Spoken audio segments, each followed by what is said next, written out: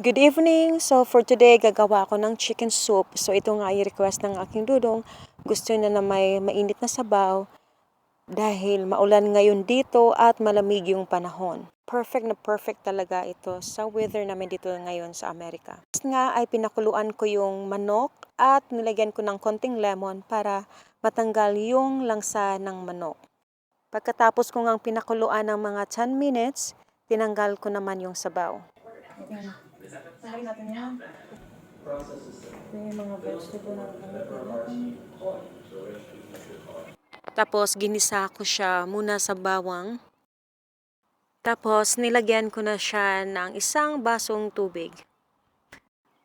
Pakulo ulit ng mga 5 minutes tapos nilunod ko na yung potato. Tapos pakulo ulit ng mga 5 minutes tapos sinunod ko naman yung carrots. Tapos ay tinimplahan ko na siya ng asin, pepper, garlic powder, onion powder, and 2 cubes ng chicken broth.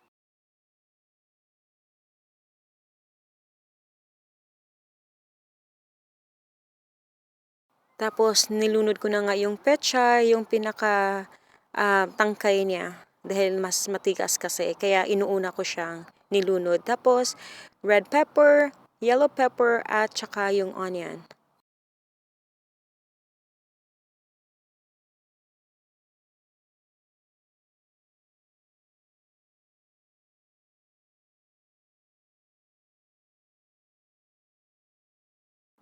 So after 10 minutes nga napakulo, nilunod ko na yung pechay and then yung kamatis. So yes, hinuli ko nga yung kamatis dahil ayoko na overcook at mabilis kasi siyang maluto kaya panghuli talaga siya lagi. Pakuluan lang natin ulit ng mga 3 minutes. Huwag naman masyadong lutong-luto kasi ang pangit din ng vegetable kapag sobrang luto. Kaya mas gusto ko yung parang half cook yung gulay.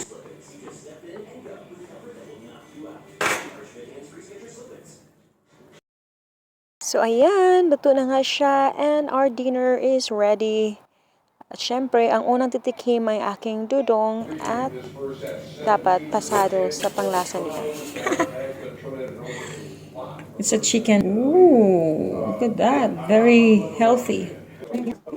At syempre yung aking rice ay hindi mawawala yan sapagkat rice is life ni Inday. At ang sarap sobra ng sabaw. And that's all for today. Have a good day guys.